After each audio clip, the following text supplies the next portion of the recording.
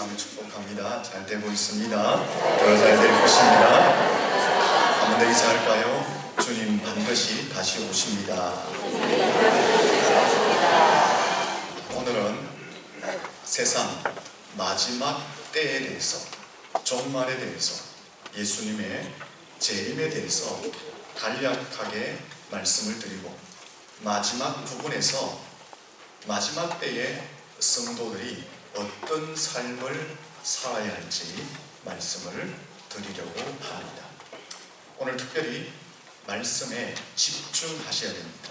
많은 내용을 간략하게 소개해 나가기 때문에 그렇습니다. 옆 사람에게 다시 한번 인사합니다. 정신을 차려야 됩니다. 첫째는 종말의 괴념에 관한 말씀입니다. 종말은 크게 두 가지로 설명합니다. 첫째는 개인적인 종말이 있고, 둘째는 우주적인 종말이 있습니다. 개인적인 종말은 죽음을 맞이함으로 맞게 되는 종말을 이야기합니다.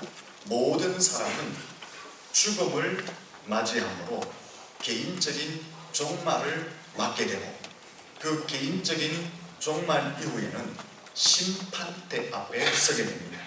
성도는 생명의 심판으로, 불신자는 형벌과 멸망의 심판대 앞에 서게 되는 것입니다. 그러므로 모든 인생들은 개인적인 종말, 죽음을 맞이하기 전에 예수 그리스도를 구주로 영접해야 하는 것입니다. 두 번째는 우주적인 종말이 있습니다. 이 우주적 종말은 예수님의 재림으로 인한 이 세상의 마지막을 우주적 종말이다, 이렇게 말합니다. 우주적 종말에 대해서 성경은 증언하고 있습니다. 먼저 구약 성경을 보면, 구약 성경은 총 39권으로 이루어졌는데 그 중에 17권이 예언서입니다. 이 예언서뿐 아니라 모세오경 혹은 시가서 내용들 속에도 보면 많은 예언의 말씀이 수록되어져 있습니다. 구약에 있는 성경 속에 예언들이 기록되어져 있는데, 많은 예언들 중에 우주적 종말, 예수님의 재림에 대한 예언도 하고 있다라는 것입니다. 신약 성경에도 보면 사도들이 서신을 기록하면서 우주적 종말, 예수님의 재림에 대해서 기록하고 있습니다. 바울 사도, 베드로 사도, 사도 요한, 특별히 요한계시록은 종말의 때에 일어날 일들, 우주적 종말, 예수님의 재림에 대해서 말씀하고 있습니다. 예수님께서도 살아계실 때에 세상의 마지막 때와 예수님 자신의 재림에 대해서 말씀하셨고 예언하셨습니다. 우주적 종말을 쉽게 요약하면 예수님이 재림하시는 그날이 바로 우주적 종말입니다. 그날은 인간이 도모하는 모든 것이 끝이 나고 새하늘과 새 땅이 임하여서 새로운 삶의 시작이 되는 것입니다. 그러면 어떻게 이 우주적 종말을 믿을 수 있느냐 하는 것입니다. 우주적 종말에 대한, 예수님의 재림에 대한 확실성은 성경이 스스로 증언하고 있습니다. 성경에 보면 종말, 예수님의 재림에 대한 예언의 말씀만 있는 것이 아니라 다른 수많은 예언의 말씀들도 기록되어져 있습니다. 예를 든다면 노아의 홍수 사건, 출애굽 사건, 바벨론 포로 사건, 남북 이스라엘의 분열과 멸망, 이스라엘의 회복, 이런 것들을 예언하고 있는데 이 예언들이 역사 속에서 그대로 이루어지고 실현되어졌다라는 것입니다. 특별히 구약 성경에 보면 예수님에 관한 예언들이 많이 기록되어져 있습니다.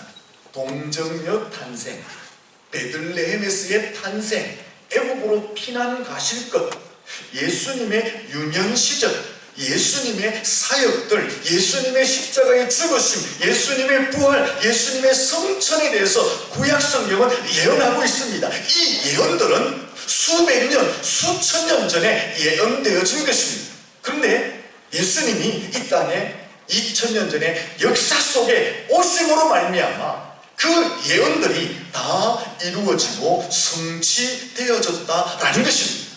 구약에서 예언하는 것이 역사 속에 이루어지고 성취되었다는 것은 무엇을 반증합니까?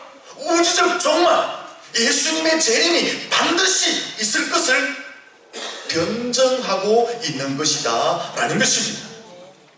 예수님의 재림은 반드시 있고 세상 끝은 반드시 있다라는 것을 성경은 예언의 시련을 통해서 스스로 증명해주고 있는 것입니다. 예수님이 재림하실 때에 성도들은 부활하여 천국에 이르게 될 줄로 믿습니다. 옆 사람에게 축복합니다. 예수님 재림하시면 우리는 부활합니다. 이 역사를 보는 관점이 여러 가지가 있습니다.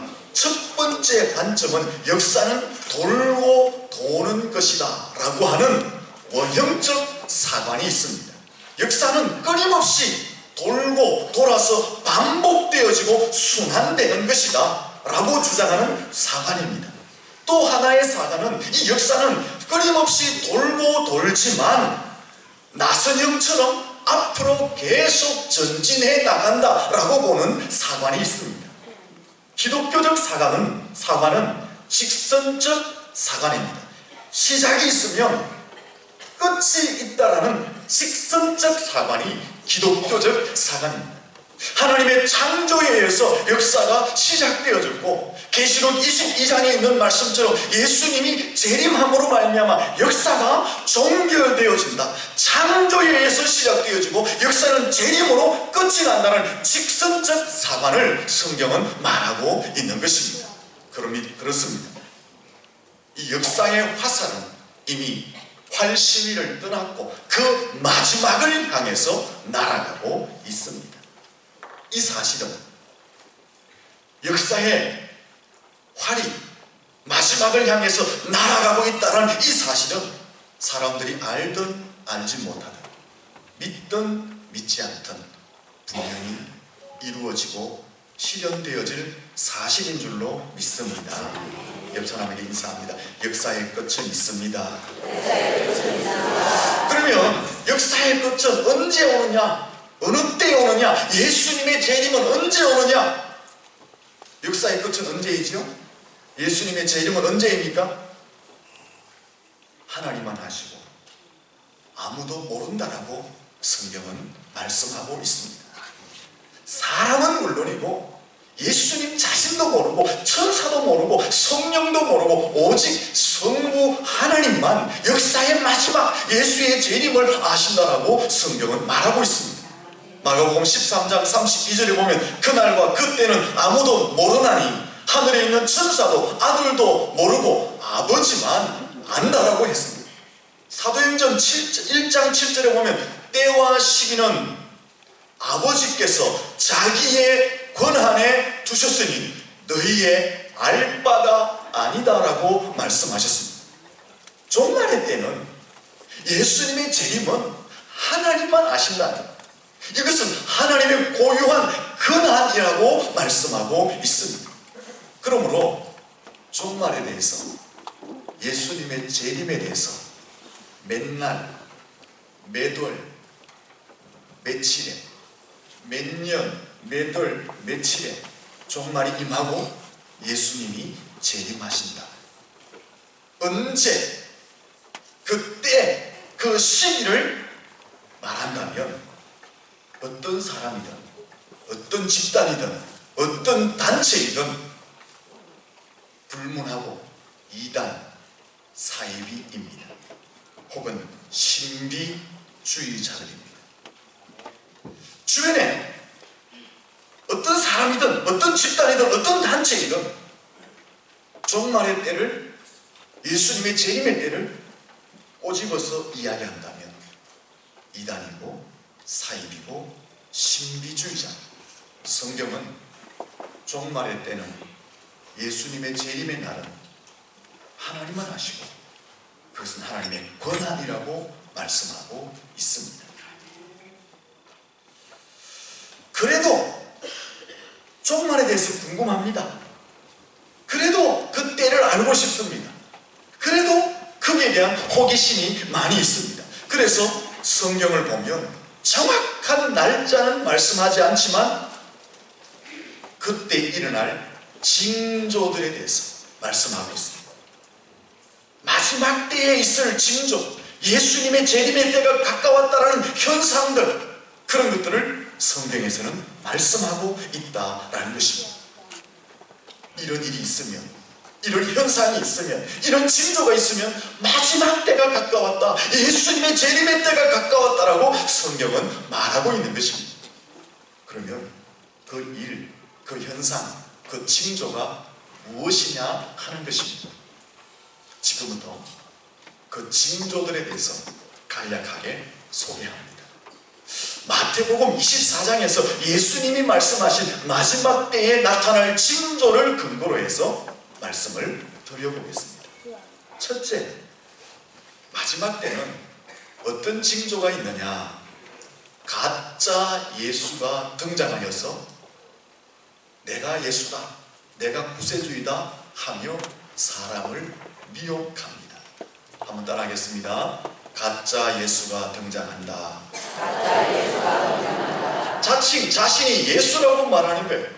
자신이 구세주라고 말하는 거예요. 자신이 하나님이라고 말하는 거예요. 자신이 성령이라고 말하는 거예요. 자신이 보혜사라고 말하고 자신이 이긴 자라고 말한다라는 것입니다. 그러면서 나를 믿어야만, 우리 단체에 들어야만 구원이 있다라고 성도들을 미혹하는 일들이 마지막 때에 일어나게 된다라는 것입니다. 사실 초대교회 때부터 가짜 예수가 등장했습니다. 하지만 지금처럼 거짓 선지자, 가짜 예수들이 많이 등장한 때는 없습니다. 지금 우리나라에만 해도 내가 예수다, 내가 보혜사다, 내가 하나님이다, 내가 구원자다, 내가 이긴 자다라고 말하는 사람이 한 40명에서 50명쯤 된다고 합니다. 여러분, 절대 내가 예수다, 내가 보혜사다, 내가 이긴 자다, 내가 하나님이다 말하는데 현혹되면 안 됩니다. 그들은 이단들이고 사입이고 신비주의자이고 영혼을 사냥하는 악한 영들입니다. 이들은요, 그 목표 대상이 교회이고 성도들입니다. 이들의 대상은 오직 교회이고 성도일 뿐 아니라 목회자를 대상으로 거짓을 말하고 수단과 방법을 가리지 않고 미혹합니다. 그러므로 잘 분별하셔야 하는 것입니다. 두 번째는 전쟁, 나라가 나라를 대적하고 일어나겠다라고 예수님이 마지막 때의 징조를 말씀하셨습니다. 마지막 때가 되면 지구상에 끊임없는 전쟁이 일어난다는 것입니다. 계시록에 보면 대전쟁이 일어나서 지구상의 3분의 1이나 되는 생명이 죽임을 당하는 엄청난 전쟁이 있을 것이다라고 말씀하고 있습니다. 여러분, 지금 텔레비전 뉴스를 한번 보십시오. 하루도 빠지지 않고 테러나 반란이나 내전이나 군사훈련이나 핵무장이나 전쟁에 관한 기사가 나오지 않을 때가 없습니다. 인류는 역사 이래 평화를 위해서 무척 노력해왔지만 오히려 갈수록 더 많은 대립과 더 많은 갈등과 더 많은 위협이 조작되어지고 있습니다. 각 나라마다 국가의 이익과 정치적 목적과 종교의 이념, 세계적인 주도권을 잡기 위해서 날카롭게 앞에서는 평화를 이야기하지만 뒤에서는 날카롭게 대립하여서 있는 모습을 우리는 보게 되는 것입니다. 우리나라는 어떻습니까?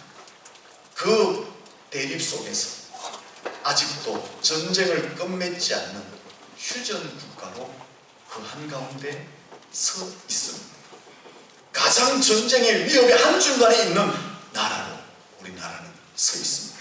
마지막 때는 이런 전쟁의 위협이 끊임없이 일어나게 된다라는 것입니다. 셋째는 자연재해가 심화된다고 합니다. 기근과 지진이 계속해서 일어나게 된다라고 예수님이 말씀하셨습니다. 여기 자연재해는 기근이나 지진만 이야기하는 것이 아니라 재난 혹은 병마, 굶주림, 환난, 경제적 파탄, 이 모든 것을 포함하는 것입니다. 마지막 때가 되면 이런 것이 극심하게 나타난다는 것입니다. 지금 그렇지 않습니까? 특히 우리나라는 재난의 안전지대, 특별히 지진의 안전지대라고 생각했는데 얼마 전에 지진 한 번 남으로 말미암아 온 국민들이 지진에 대한 트라우마가 생겼습니다. 앉아있다가 조금만 흔들리면 뭐라고 생각합니까? 지진 아닌가? 도망가야 되나? 마지막 때에 이런 현상들이 나타나게 된다라는 것입니다. 넷째는 마지막 때에 성도들과 교회가 미움을 받고 환난을 받고 순교까지 하는 일들이 일어난다고 합니다. 종말이 될수록 종교적 박해가 심화된다고 예수님이 말씀하셨습니다. 아이고 목사님이 현대사회에 무슨 종교적 박해가 있습니까? 아닙니다. 회교국가, 공산국가, 아프리카의 소수 국가들을 보면요, 지금도 예수 믿으면 처형합니다. 그 때문에 순교당하는 사람들이 수도 없이 많습니다. 우리나라 종교의 자유가 있죠. 맞습니다. 하지만 우리나라도 기독교에 대한 진리 수호나 진리 전파에 대해서 제도적으로, 법으로 얼마나 많이 도전하고 공격하고 있는지 모릅니다. 하나의 예를 든다면 동성애 허용, 동성결혼 인정, 이런 차별금지법이 통과되면요, 더 이상 기독교는 진리를 수호하고 전파할 수 없는 그 자리에까지 이릅니다. 하나를 내어준 것처럼 보이지만 사실은 다 내어주게 되는 것입니다. 자유 대한민국에 살고 있지만 그런 종교적 박해와 도전에 직면해 있는 것입니다. 오늘 우리가 살아가고 있는 이 시대입니다. 그러므로 그 문제는 우리가 목숨을 걸고라도 사수해야 될 문제이다라는 것입니다. 다섯째는 천체의 대변화, 천지의 대변동이 일어난다는 것입니다. 해가 어두워지고 달이 빛을 잃고 별들이 하늘에서 떨어지며 하늘의 권능들이 흔들리게 된다는 것입니다. 해와 달과 별들, 하늘의 권능들이 대변동이 일어나게 된다라고 말씀합니다. 여섯째는 인간성 상실 현상이 나타난다고 합니다. 사람의 인격이 거칠어지고 포악해진대요. 쉽게 분을 내고 교만해지고 거역한대요. 대항하기를 좋아하고 마음에 푸는 것을 싫어하고 음란과 술 취함에 취하고 방탕에 취하고 돈을 사랑하는 그런 마지막 때가 되면 이 인간성이 활맞은 양심처럼 파괴되는 현상들이 나타납니다. 우리 사회 보십시오. 얼마나 많은 사람들이 인간성 파괴 현상이 일어나고 있습니다. 특히 우리나라는요, OECD 국가 중에 정신적 문제가 가장 심각한 나라로 지금 손꼽히고 있습니다. 일곱 번째는 마태복음 24장 14절에 보면 그럼에도 불구하고 온 세상에 복음이 전파된다고 합니다. 말세적 현상이 나타나고 심한 종교적 박해가 나타나지만 그럼에도 불구하고 복음이 온 세상에 전파되어지고 그 복음이 땅끝까지 전파되어지면 주님이 재림하시고 마지막 역사의 종말을 맞게 될 것이라고 성경은 말씀하고 있습니다. 이런 현상들이 나타나면 종말의 때가 가까웠다는 것입니다. 이런 징조들이 나타나면 예수님의 재림의 때가 가까웠다는 것입니다. 지금 우리가 살고 있는 이 시대 총체적 모습으로 이런 현상들이 나타나고 있습니다. 그렇다면 종말의 때가 가까운 것이고 예수님의 재림의 때가 가까웠다는 것입니다. 어떻게 살아야 합니까? 정신을 차리고 깨어 건신해야 합니다. 옆 사람에게 인사합니다. 정신 차리고 깨어 건신해야 됩니다. 자, 그러면 예수님이 이제 이런 현상들을 통해서 마지막에 오시는데, 예수님은 이 땅에 다시 오실 때에, 재림하실 때에 어떤 모습으로 오실까요? 어떤 모습으로? 부활하신 신령한 모습으로, 성천하실 때 가신 그 모습 그대로 이 땅에 재림하신다라고 말씀하셨습니다. 본문을 같이 한번 읽어볼까요? 같이 읽습니다. 시작. 볼지어다 그가 구름을 타고 오시리라. 각 사람의 눈이 그를 보겠고 그를 찌른 자들도 볼 것이요 땅에 있는 모든 족속이 그로 말미암아 애곡하리니 그러하리라. 아멘. 다음 성 하시겠습니까? 너무나 중요한 말씀입니다. 같이 한번 더 읽어보겠습니다. 시작.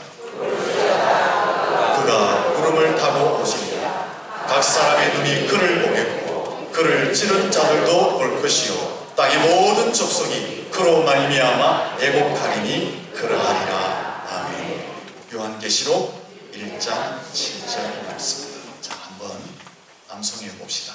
쉽지 않은 말씀인데요. 시작. 볼지어다 그가 구름을 타고 오시리라. 각 사람의 눈이 그를 보겠고 그를 찌른 자도 볼 것이요 땅의 모든 족속이 그로 말미암아 애곡하리니 그러하리라. 아멘. 계시록 1장 7절의 말씀. 여러분, 이 말씀뿐 아니라 마태복음 24장 27절, 데살로니가전서 4장 16절과 17절 말씀을 보시면 예수님이 이 땅에 다시 재림하실 때에 어떻게 재림하시느냐? 숨어서 재림하신다. 특정 민족에게만 재림하신다. 어떤 지역에만 오신다. 소수 사람에게만 보여주신다. 한쪽 지구 한쪽에만 오신다. 아무도 모르게 살짝 오신다. 그렇게 말하고 있지 않습니다.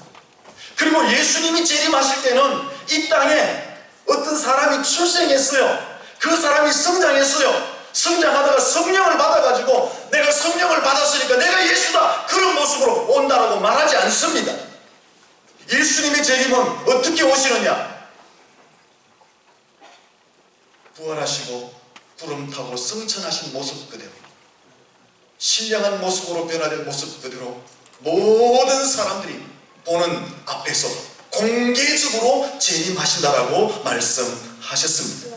예수님의 재림은 한 특정인, 한 소수 민족, 한 나라, 어느 단체, 그 단체에만 살짝 오시는 것이 아니라 전 우주적으로 공개적으로 예수님은 재림하신다라고 성경에 증언하고 말씀하고 있습니다.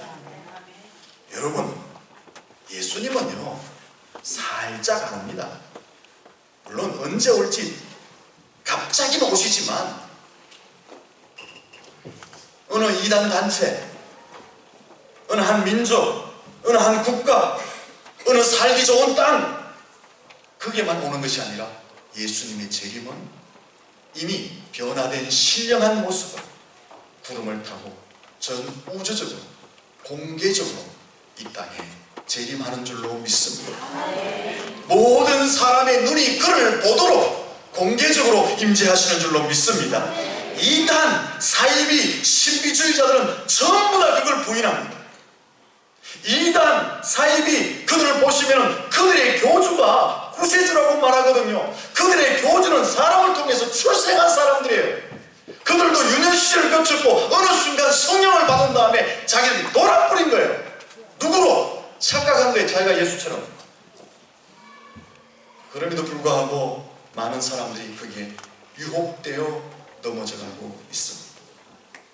여러분, 이 사실 하나만 알아도 이단에 안 넘어갑니다. 예수님은 이미 부활하신 신령한 모습으로 구름 타고 공개적으로 임재하십니다. 한 인생이 변화되어서 예수가 되는 게 아니에요. 한 지역, 한 집단에 그 예수가 등장하는 게 아니에요. 이 사실을 분명히 마음에 새기시고 어떤 이단의 무리도 여러분을 유혹한다 할지라도 넘어가지 않고 진리 편에 설 수 있기를 축원합니다. 그러면 이 예수님이 공개적으로 변화된 모습으로 이제 오십니다. 마지막 때가 되면 우리는 그때 주님을 맞이하게 될 줄로 믿습니다. 옆 사람에게 인사합니다. 다 같이 주님을 맞이합시다. 이제 주님을 맞이하려면 부끄럽지 않게 맞이해야 되잖아요. 어떤 삶으로 주님을 맞이해야 되느냐, 몇 가지를 좀 간략하게 소개합니다. 마태복음 2장에서는 24장에서는 예수님은 크게 두 가지를 이야기하셨어요. 첫째는 방탕하고 술 취하지 말고 세상 일에만 몰두하지 마라. 자기의 생활을 점검하고 바른 믿음의 삶을 살라라고 했습니다. 예수님의 재림의 때가 임박했는데 방탕하고 술 취하고 자기의 삶에만 급급하면 망한다고 말합니다. 자기의 삶을, 신앙을 정비하고 바르게 살라, 그렇게 말씀하셨고, 둘째는 기도하라, 그렇게 말했습니다.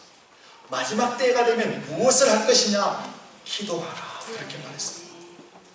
기도하고 일하고, 기도하고 봉사하고, 기도하고 교회 섬기고, 기도하고 가정에서 함께 가정을 꾸려가고, 기도하고 사업하고, 기도하고 직장하고, 기도하고 미래를 펼쳐가라고 말하고 있습니다.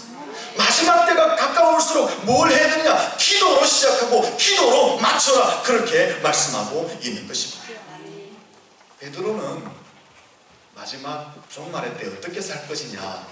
인내하라, 끝까지 참아라, 그렇게 말합니다. 너의 속에 있는 분함이나 너의 속에 있는 억울함이나 혹은 누군가가 핍박을 할 때에 오래도록 참아라, 인내하라. 그 인내가 소망을 이룬다라고 말씀해 주셨습니다. 또한 베드로사로는 뜨겁게 서로 사랑하라고 했습니다. 서로를 품어주고 이해하고 용납하고 덮어주는 그 사랑의 삶을 이야기했습니다. 요한계시록에 보면 복음을 전파하는 삶을 살라라고 했습니다. 요한복음 14장 6절 말씀에 보면 마지막 때에 천사들이 공중을 막 날아다니면서 영원한 복음을 전하는 내용이 있습니다. 이것은 무엇을 이야기하느냐? 마지막 때가 되면 무엇을 해야 되느냐? 예수 생명이 있음을, 복음 전파하는 일을 해야 함을 말씀해주고 있는 것입니다. 마지막 때가 되면 무엇을 해야 되느냐? 회개하고 예수를 잘 믿고 더욱 충성하고 더욱 헌신하고 그 일도 해야 되지만, 마지막 때가 되면 무엇을 해야 되느냐? 복음을 들고 세상에 나가서 마지막 때가 가까웠다고 외치는 사명을 감당하며 살아야 한다라는 것입니다. 마지막 때가 가까워지고 종말이 임박해지고 위기가 눈앞에 닥치면 닥칠수록 해야 될 일은 복음을 전파해야 한다라는 것입니다. 왜? 때가 지나면 끝이기 때문에. 노아가 홍수 심판을 앞두고 배를 만들면서 사람들을 향해서 홍수 심판을 외쳤던 것처럼, 요나가 니느웨성에 가서 하나님이 곧 심판하실 것이라고 외쳤던 것처럼, 사도 바울이 성도들을 향해서 예수의 재림을 선포했던 것처럼, 때가 가까울수록, 종말이 임박할수록, 위기가 가까울수록 우리가 해야 될 일은 회개도 하고 충성도 하고 헌신도 해야 되지만, 죽어가는 영을 향해 나가서 예수가 생명임을 선포하는 삶을 살아야 한다라는 것입니다. 미국의 밀러 박사는 아스팔트 위에 낚시질이라는 글에서 이런 것을 소개했습니다. 예수 믿는 사람들이 평생 예수 믿으면서 설교를 6,000번 이상 평균 듣는다. 6,000번 들으면 박사 정도는 안 되겠어요? 옆 사람에게 인사합니다. 박사 되셨습니까? 뭐라 합니까? 성도들이 평생 기도를 하는데 평균적으로 8,000번 기도한다. 8,000. 찬송은 성도들이 평균적으로 2만 번 찬송을 하며 산다고. 근데 전도는 몇 번 할까요? 평균을 따져보니까 10번도 안 한다고.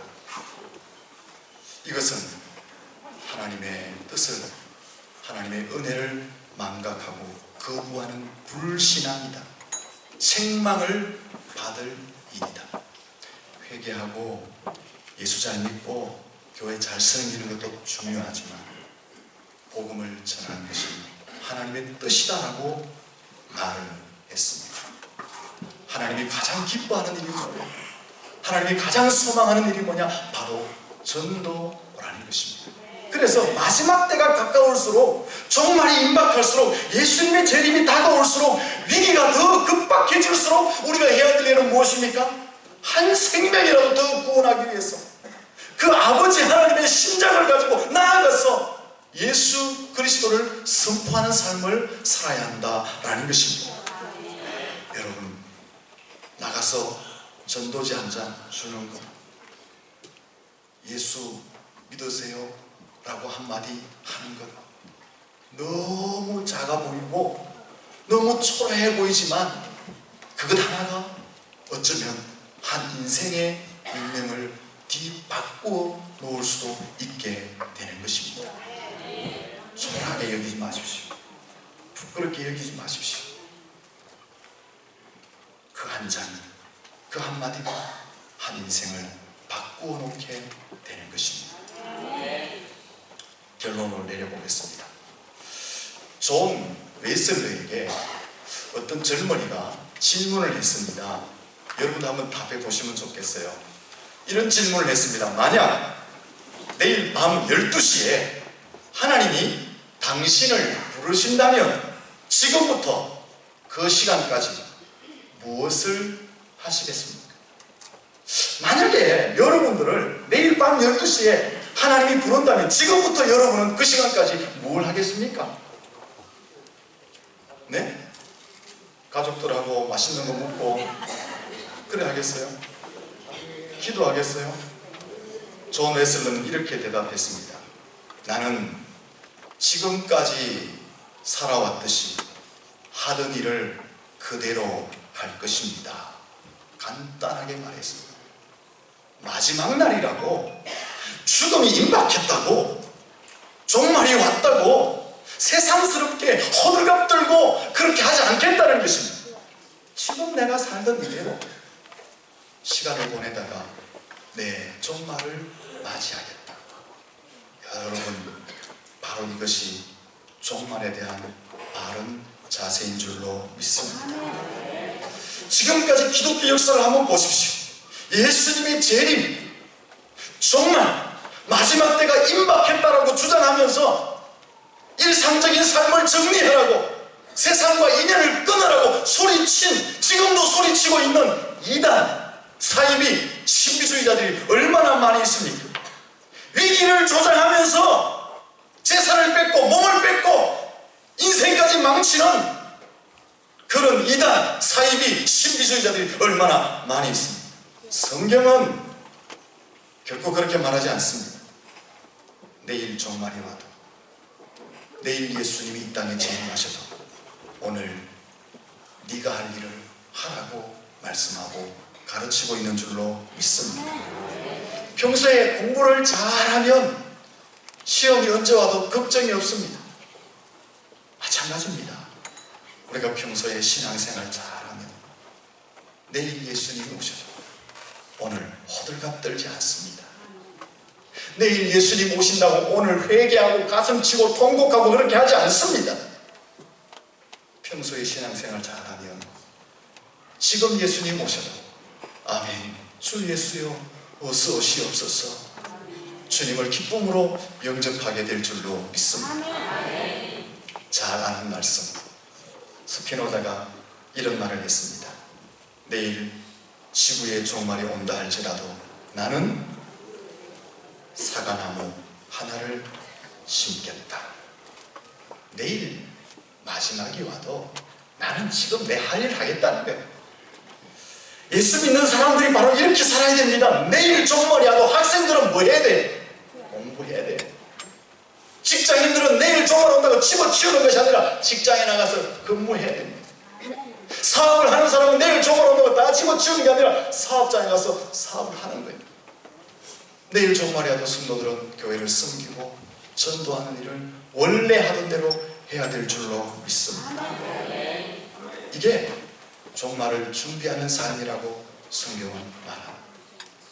사랑하는 성도 여러분, 예수님의 재림은 반드시 이 땅에 실현되어집니다. 그 주님의 재림을 여러분의 할 일을 평소에 잘 하심으로, 언제 오시든지 아멘 주 예수여 주님을 영접하는 거룩한 백성들이 되시길 예수님 이름으로 축원합니다.